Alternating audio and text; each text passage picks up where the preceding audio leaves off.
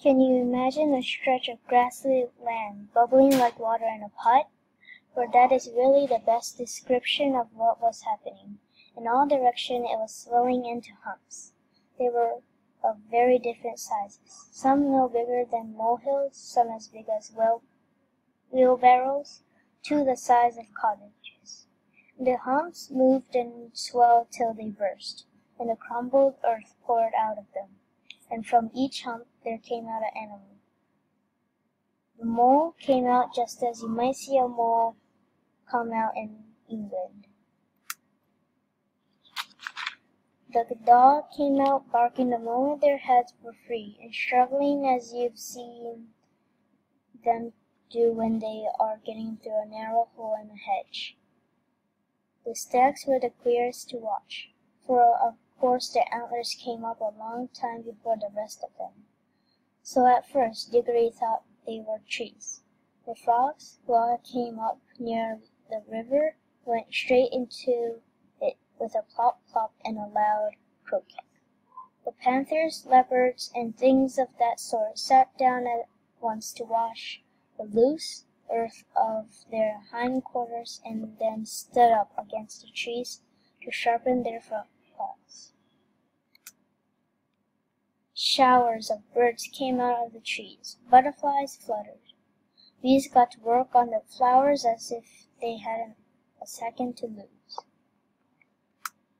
But the greatest moment of all was when the biggest hump broke like a small earthquake, and out came the sloping back, the large wise head, and the four baggy trousered legs of an elephant. And now you could hardly hear the song of lion. There was so much calling, cooing, crowing, rearing, neighing, baying, barking, lowing, bleating, and trumpeting.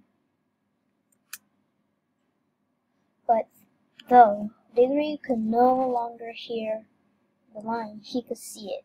It was so big and so bright that he could not take his eyes off it. The other animals did not appear to be afraid of it.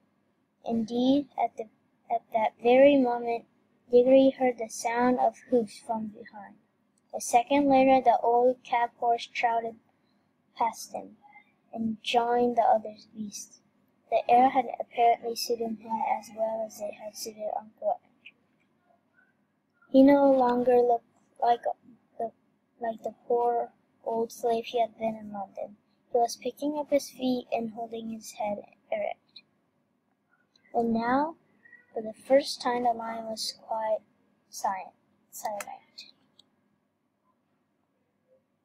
He was going to and fro among the animals, and every now and then he would go up to two of them, always two at a time, and touch their nose with his. He would touch two beavers among all the beavers, two leopards among all leopards, one stag and one deer among all deer, and leave the rest. Some sorts of animal he passed over altogether, but the pairs which he had touched instantly left their own kinds and followed him. At last he stood still, and all the creatures whom he had touched came and stood in a wide circle around him. The others whom he had not touched began to wander away. The noises faded gradually into the distance.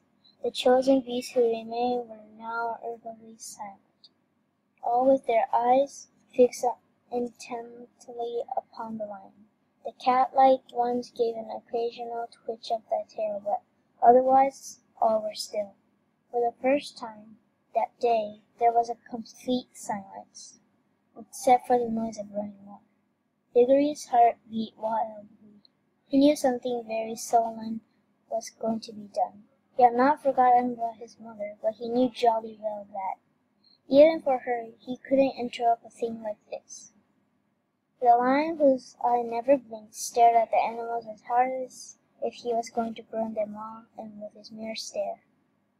And gradually a change came over them. Smaller ones, the rabbits, moles, and such like, grew a good deal larger. The very big ones, you notice it most with the elephants, grew a little smaller. Many animals sat up on their hind legs. Most put their heads on one side as if they were trying very hard to understand. The lion opened his mouth, but no sound came from it.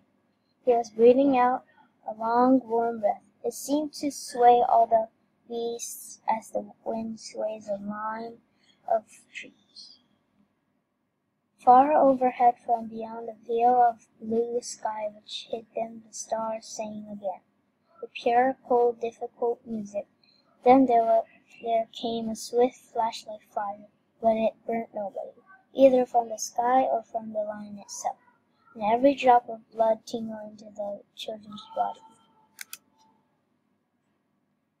And the deepest wild voice they had ever heard was saying, Narnia, Narnia, Narnia. Awake, love, think, speak. Be walking trees, be talking beasts, be divine waters.